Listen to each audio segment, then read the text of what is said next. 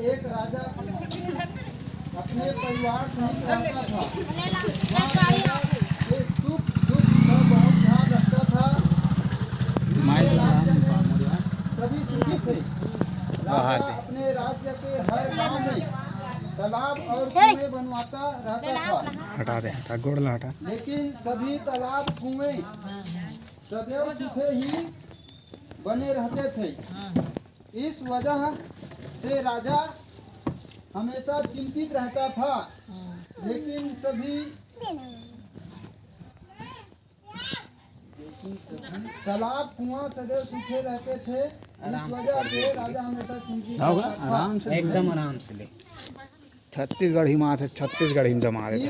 ऐसा कोई तो उपाय होगा जिसके करने से पानी की समस्या का निदान हो जाएगा। एक दिन राजा अपने दरबार में पानी के विषय में मंत्री एवं सलाहकारों से चर्चा कर रहा था। और दुकान के नाम आना चाहिए।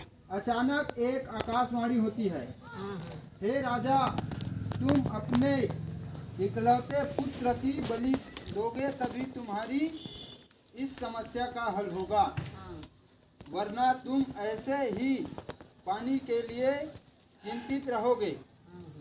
इस आकाशवाणी को सुनकर दरबार में बैठे सभी लोगों को आश्चर्य होता है और सभी लोग दुखी हो जाते हैं। सभी सोचते हैं कि यदि राजकुमार की बलि दे दी जाएगी तो राजा का वंश ही खत्म हो जाएगा। राजा विचार करता है कि यदि मैं अपने बेटे पोते जो अभी 2 माह का है की बलि दे दूं तो कैसा रहेगा? नहीं रे जस्टिन, नहीं बेटा, पानी मत। इससे आकाशवाणी की बात भी पूरी हो जाएगी और मेरा वंश भी बच जाएगा, है नहीं भाई? क्योंकि मेरे बेटे के जीवित रहने से भविष्य में और भी पोतों का है गौरव हो सकता है। फिर तो राजा अपने मन में यही निश्चय करके सो जाता है। अगले दिन हल षष्ठी का व्रत होता है। राजा के बेटे की बहू हल षष्ठी का व्रत रखती है। इधर राजा सोचता है कि मैं बहू से उसके पुत्र को बलि के लिए कैसे मांगूं।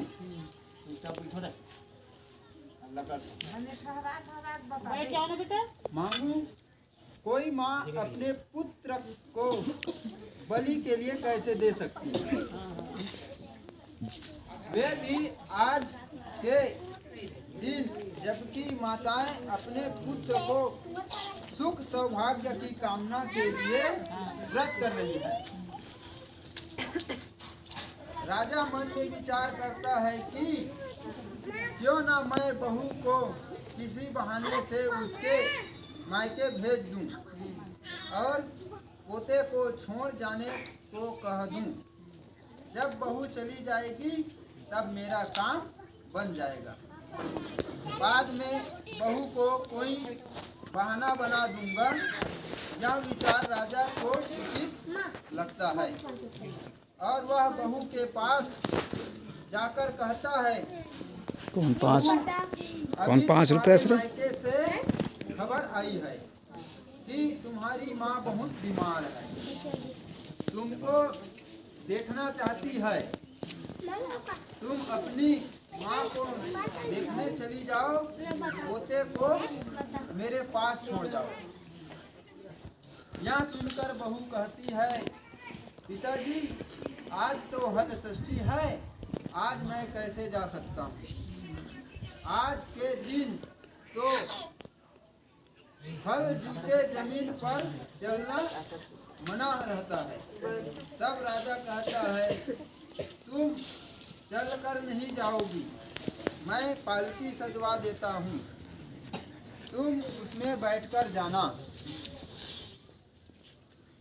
बहू के जाते ही राजा अपने पोते को सागर के पास ले जाकर बलि चढ़ा देता है। बाद उसे आत्मग्लानि होती है कि वह अपनी बहू से क्या कहेगा।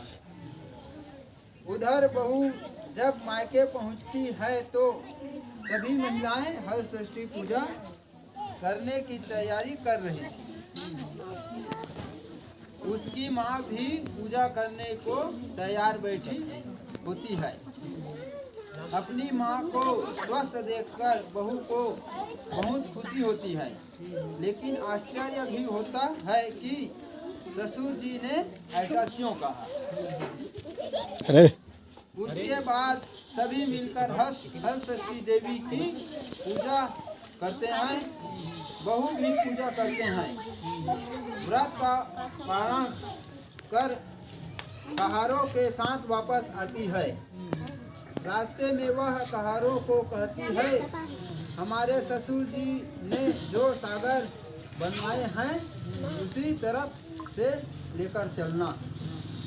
मैं सागर में हाथ मुंह धोकर ही घर जाऊंगा।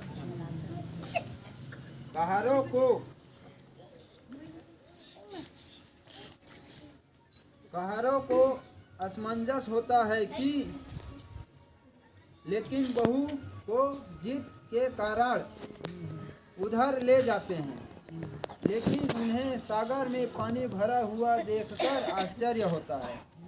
वास्तव में आकाशवाणी के अनुसार राजा के बलि देने से ही यह चमत्कार हुआ था।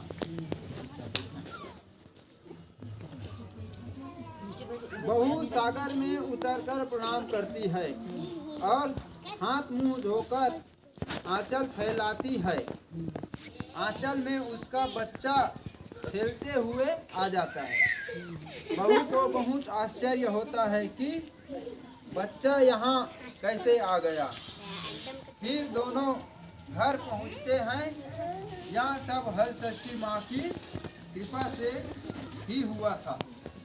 राजा अपनी बहू से माफ़ी मांगता है, लेकिन साथ में बच्चे को देखकर बहुत खुश होता है। राजा बहू को आशीर्वाद देते हुए कहता है कि यह तुम्हारे ही पुण्य प्रताप का नतीजा है।